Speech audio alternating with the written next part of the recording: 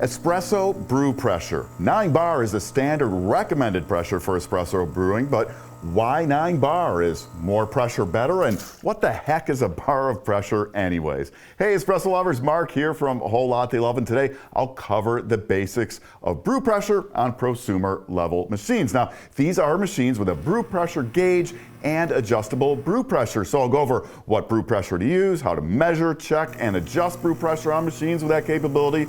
We'll talk about the difference between static and dynamic brew pressure, and finish up with thoughts on how brew pressure can affect espresso flavor. Now, espresso is made by passing heated water through finely ground coffee under pressure.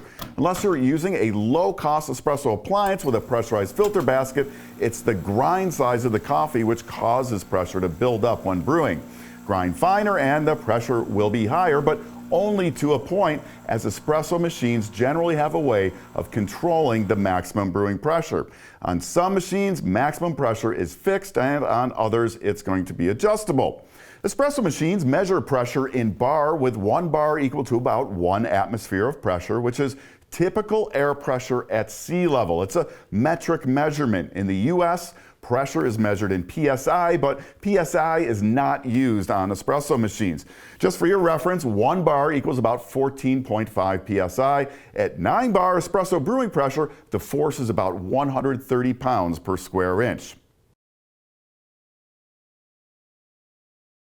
Prosumer level machines with vibration pumps usually have an adjustable OPV, which is short for overpressure valve. It's used to set the maximum brew pressure.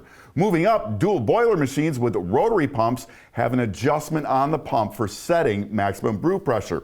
You're likely to see an OPV in dual boiler rotary pump machines as well, but it's a safety valve for the brew boiler and not used for controlling brew pressure.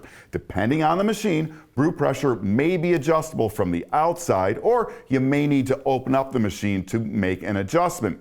The ECM Classica I have here uses a vibration pump, and brew pressure is externally adjustable using this screw under the cup warming tray. Now, be aware, many manufacturers do not include information in manuals with details on how to check or adjust brew pressure.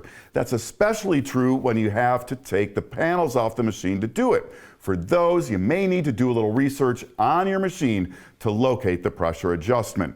So, assuming you've found the pressure adjustment and your machine has a brew pressure gauge, here's how to check and adjust it. Place a blind filter basket in your portafilter, lock it in the group, and turn the pump on. So, what should you set the brew pressure to? Standard brewing pressure for espresso, again, it's 9 bar. The setting you'll use to produce 9 bar at the group depends on the type of pump in your machine.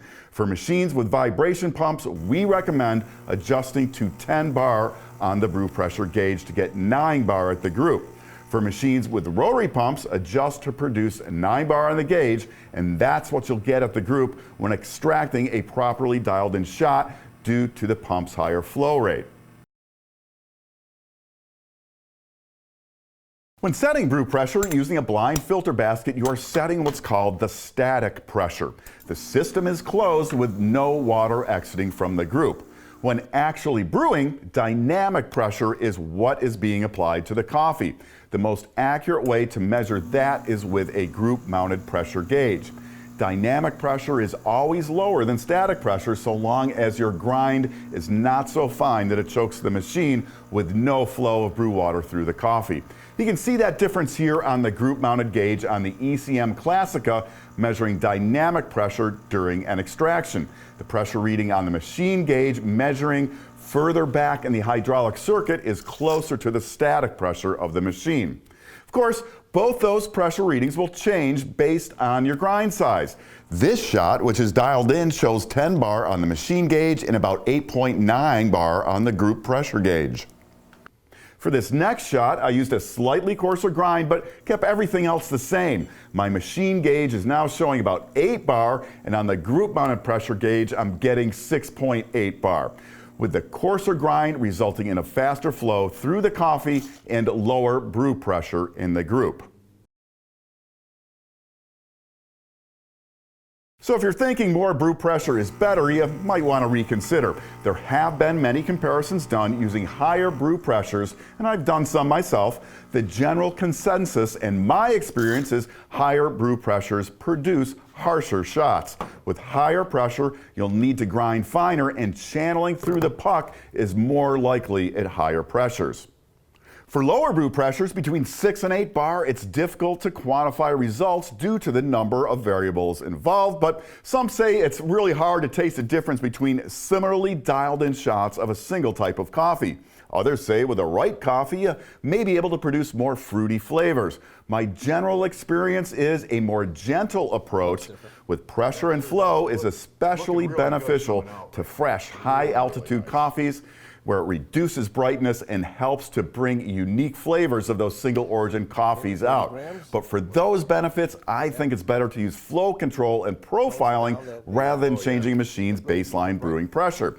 Flow control is available on E61 machines like the Classica here and others from ECM and Profitec, and the high-end flow profiling Dalla Corte Mina, which allows you to precisely control 5 flow rates during a shot. Both of those are far more flexible than being locked into a particular brew pressure. For more on that, check out my video up here comparing Yirgacheffe shots pulled with and without flow control. What are your thoughts? Have you played with brew pressure on your machine? What kind of results did you get? Use the comments and let me know. I'm Mark. Thanks for watching. If you have not already, I invite you to subscribe and come back soon for more of the best on everything coffee, brought to you by Whole Latte Love.